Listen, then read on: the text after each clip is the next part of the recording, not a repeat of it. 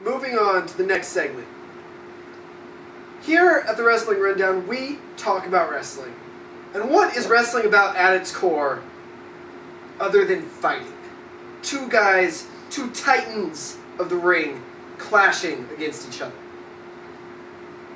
That's why all of us wrestling fans, we have people we want to see go at it, who never have before. You know, we've talked about Daniel Bryan, Johnny Gargano, and Eddie Guerrero. Thank you. Hey, welcome. We talked about that.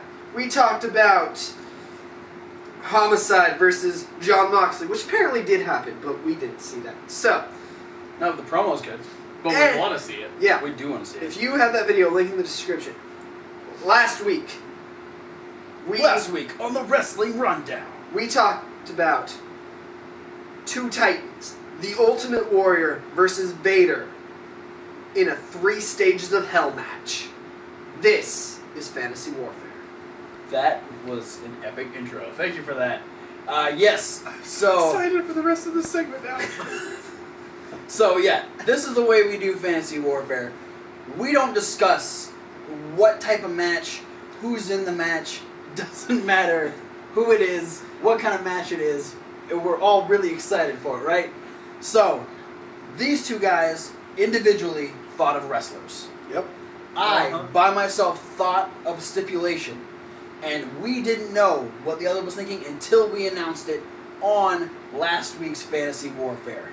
Yeah, which is why I'm glad it turned out to be Ultimate Warrior and Vader and not like... A squash match. Yeah, not like Ultimate Warrior and Simon Dean.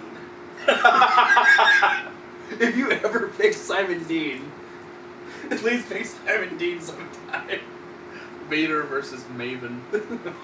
Yeah. Yeah. The fact that we didn't get a match like that. Yeah, it would have been a squash unless it was a Royal Rumble. This is true. That's going to be my next pick is a Royal Rumble. You guys have to pick 15 guys each. I'm down. Okay. But You yeah. start thinking of that now. So the 3 stages of Pick a hell favorite. match I picked. We started off with a regular singles match. The second fall would have been a street fight. And the third fall, if need be, would have been a cage match. That's the way you escalate a match. I think the cage would fall apart. Probably. Or you would grab it and shake it instead of the ropes. And yeah, and then it would fall apart and you'd just step out. Yeah. So, much like, we all agreed on the very first one that Eddie Guerrero would take the triple threat. Yeah. As much as we like Johnny Gargano, as much as we like Daniel Bryan, we know that Eddie Guerrero was born into wrestling, knows wrestling, and would rule a match like that. Oh, yeah. Best Nitro ever. Why would it be Nitro? Okay. Quoting CM Punk. And then, Kevin Hawk. If it was Nitro, Eddie would definitely win because think how young Johnny Gargano and Daniel Bryan That's was. true. Like the little kids. 12. He'd win by forfeit. They wouldn't even be able to get in the ring. Like, no, you're too young. But Eddie mastered the dropkick at 3 years old, so This is true. maybe. But Kevin Hawk made the decision that in a ECW style match, Extreme Rules match, that Jon Moxley would take over and beat Homicide due to the fact that he is in a more comfortable situation as far as wrestling goes. It's more recovered Yes. than Homicide. So for me, I have Vader, who is currently retired and comes out of retirement every so often to do a match or two, maybe. Throw people around. Facing off against the late great Ultimate Warrior, who we lost just a few months ago, just after WrestleMania. So I obviously can't go, okay, take where this person is here and where this person is here and have them fight. I can't do that because one of them is gone and the other is retired. So what I did is I went back and I tried to find matches of the two of them around the same era. Against the same opponents. Against the same opponents. But so the earliest one that I found, which I kind of took into consideration, was Ultimate Warrior's match against Hulk Hogan at WrestleMania. Okay.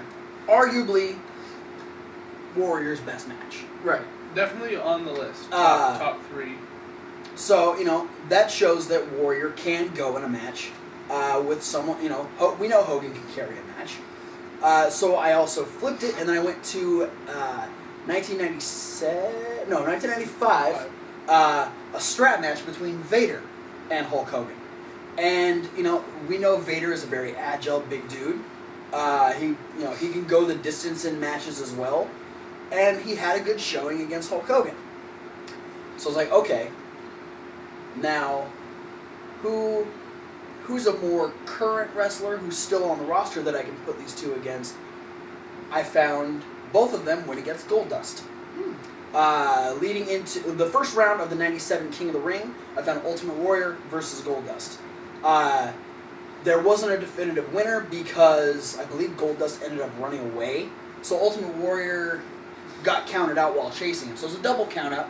But, Ultimate Warrior was definitely limited in that particular situation because he only had so many moves. Right.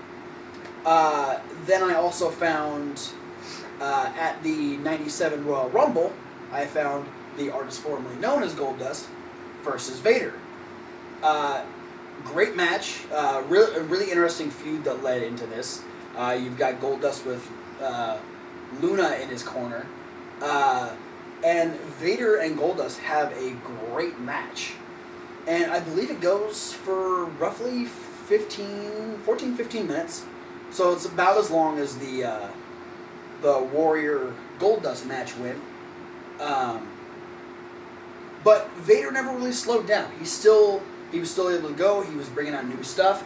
And he ended up beating Goldust with a Vader bomb while Luna was on top of him, and Luna face planted in the corner. Which she got the shit end of that stick. But based off of watching both these guys go against these similar opponents, I've ultimately decided that in a 3 Stages of Hell, a match that is all about being the first person to win twice, Right. and potentially going through 3 matches, we can say in the singles match they'd probably give that to Warrior. Right. Going into a street fight, Warrior's never dealt with weapons. Vader has. So I would give the edge in a street fight to Vader. Not to say Ultimate Warrior wouldn't give him a run for his money, because he is tough. No, and I mean, I would hazard to say that very few times has Vader been hit by a weapon from someone as strong as Ultimate Warrior. Yeah. But yeah, I would give the edge in a street fight to Vader, which would leave us in a cage match. I don't know if... Did Ultimate Warrior ever have a cage match? He had a cage match against Rick Rude at SummerSlam for the Intercontinental title. Alright. So, both these guys are well adept to cage matches. But I think at this point in the game, with however long they've gone, Warrior would be extremely gassed because he'd be gassed by his entrance. Yeah. That's what Ultimate Warrior did. Right. So if he's in a long-term match like this against someone like Vader, he's going to be tired out way more than he ever has been. Yeah. And knowing Vader can go the distance, I ultimately give the winner of the 3 Stages of Hell match to the man they call Vader. Yeah. Sound reasoning. Yeah, I would say that the singles match would probably be pretty fast. Yeah. I figure Warrior's an entity unlike any other in wrestling. You got guys who are maybe as stronger, but the strength and intensity, I think, would surprise Vader enough to allow Warrior to do what he does. That kind of scared me.